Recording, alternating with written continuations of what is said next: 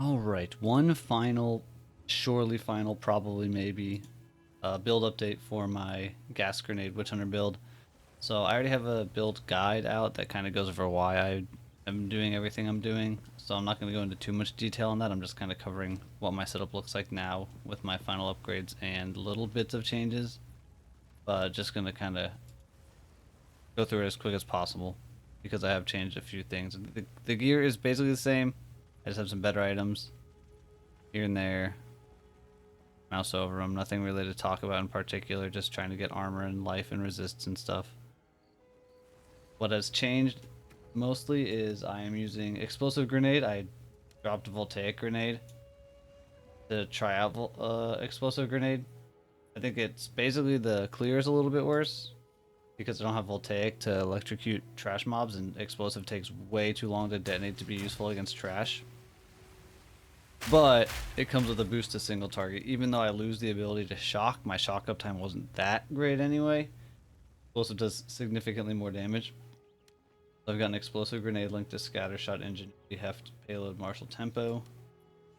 And then one other thing that I haven't even really played around with yet, but that I've changed, is my passive tree. You can see the whole tree here real quick. Compared to my previous setup, I was pathing over this way, picking up exploit and catalysis and the jewel socket.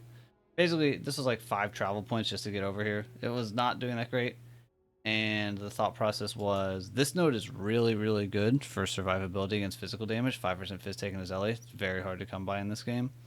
But I think I got to a point where I'm like comfortable enough. I have a lot of armor. Now I think I'm almost at 8,000. Yeah, almost at 8,000. So I'm like fine against the physical hits in maps. And then the big physical hits from slams on bosses just kill you regardless of whether you have that type of node or not. Like, they just kill you. I felt like I didn't need it for phys mitigation. And then one downside of this node was, because it makes every physical hit do a small amount of elemental damage, that causes the sorcery ward to not reset sometimes, because the ward is, let me find the exact wording in here somewhere. It will recharge after it stops taking damage.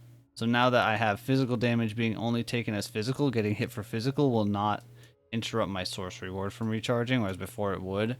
Which would sometimes be a problem where, like, I see that my ward is really, really low, and I need to, like, kind of back out a little bit to let it reset, but then, like, some really small physical hit hits me and does, like, 2 damage to the ward and resets that timer, so that got, it was kind of getting bothersome, and again, specifically because I felt like I didn't need the extra physical mitigation from this node anymore.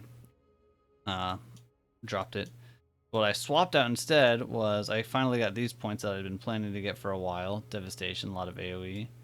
And then I passed out of this armor cluster down into this two-handed wheel for a singular purpose, which gives a good chunk of damage, some stun buildup at the cost of reduced attack speed. But especially because I have a crossbow with an attack speed roll on it, I don't feel like it's much of an issue to take this reduced attack speed. And so ultimately, I think I gained a little bit of damage. I gained some AoE. I gained some stun buildup. I gained a tiny bit of armor. And what I lost was a little bit of health and that little physical thing. I think that's pretty much all that I lost. Yeah. I got a new anoint because this was my previous anoint. Wasting. There's some better ones here than wasting. I looked around a bunch.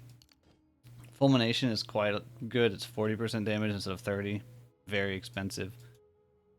Same with volcanic skin. They're just way too expensive. I don't feel like doing them. But yeah. The new gem setup, new passive tree setup.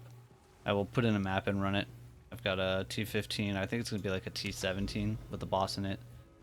Just do some gameplay. But yeah, just wanted to do another update on the build. Final one, probably, maybe.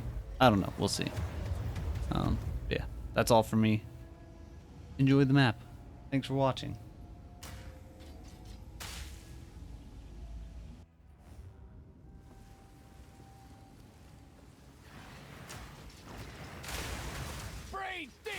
Oh, by the way, this is a difficulty 4 on the map boss passives. So just for some point of reference.